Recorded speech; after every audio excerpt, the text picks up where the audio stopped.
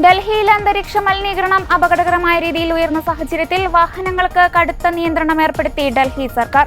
നഗരത്തിലേക്ക് പ്രവേശിക്കുന്ന വാഹനങ്ങൾക്ക് BS6 എഞ്ചിൻ മാനദണ്ഡം നിർബന്ധമാക്കിയതാണ് പുതിയ പരിഷ്കാരങ്ങളിൽ പ്രധാനം. ഇതോടൊപ്പം സാധുവായ പൊല്യൂഷൻ സർട്ടിഫിക്കറ്റ് ഇല്ലാത്ത വാഹനങ്ങൾക്ക് പെട്രോൾ പമ്പുകളിൽ നിന്ന് ഇന്ധനം നൽകില്ലെന്നും അധികൃതർ വ്യക്തമാക്കി. മലിനീകരണ നിയന്ത്രണ നടപടികൾ ശക്തമാക്കുന്നതിന്റെ ഭാഗമായി വിട്ടുവീഴ്ചയില്ലാത്ത നീക്കങ്ങളുമായാണ് സർക്കാർ മുന്നോട്ടു പോകുന്നത്. പുതിയ നിയമം നടപ്പിലായതോടെ ഗുഡ്ഗാവ്, നോയിഡ, ഗാസിയാബാദ്, ഫരീദാബാദ് എന്നിവിടങ്ങളിൽ നിന്ന് നിത്യേന ദില്ലിയിലേക്ക് എത്തുന്ന 12 ലക്ഷത്തോളം വാഹനങ്ങളെ ഇത് നേരിട്ട് ബാധിക്കുമെന്നാണ് കണക്കാക്കുന്നത്.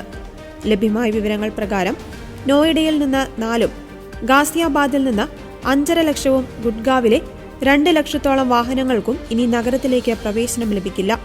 മലിനീകരണ സർട്ടിഫിക്കറ്റ് ഇല്ലാത്ത വാഹനങ്ങളെ കണ്ടെത്താൻ പെട്രോൾ പമ്പുകളിൽ ഓട്ടോമാറ്റിക് നമ്പർ പ്ലേറ്റ് റെക്കഗ്നിഷൻ ക്യാമറകൾ ഇതിനകം തന്നെ സ്ഥാപിച്ചു കഴിഞ്ഞു. ദില്ലി പരിസ്ഥിതി മന്ത്രി മജീന്ദർ സിംഗ് സിർസ ചൊവ്വാഴ്ചയാണ് ഈ കർശന നടപടികൾ പ്രഖ്യാപിച്ചത്.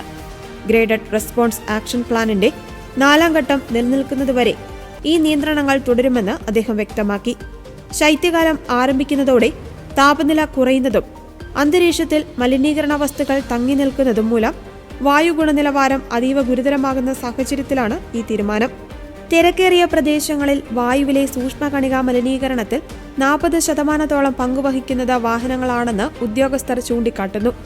നിയന്ത്രണങ്ങൾ കാര്യക്ഷമമായി നടപ്പിലാക്കുവാൻ വൻ പോലീസ് സന്നാഹത്തെയാണ് വിന്യസിച്ചിരിക്കുന്നത്.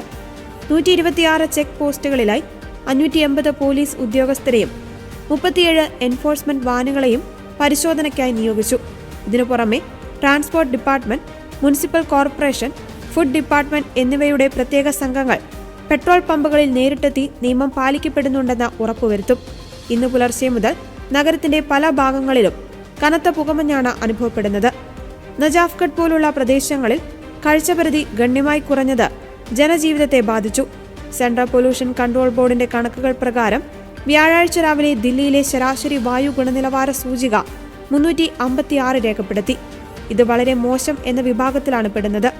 ആനന്ദ് ബിഹാറിൽ സൂചിക 415 എത്തിയതോടെ വായു നിലവാരം അതിതീവ്രം എന്ന നിലയിലായി. വിവേക് വിഹാർ, ജഹാംഗീർപുരി, രോഹിണി, ITO തുടങ്ങിയ ഇടങ്ങളിലും വായു നിലവാരം അതീവ ഗുരുതരമായി തുടരുകയാണ്. ജനങ്ങളുടെ ആരോഗ്യ സംരക്ഷണം മുൻനിർത്തി മലിനീകരണ തോത് കുറയ്ക്കുവാനുള്ള എല്ലാ നടപടികളുമായും സഹകരിക്കണമെന്ന് അധികൃതർ അഭ്യർത്ഥിച്ചു.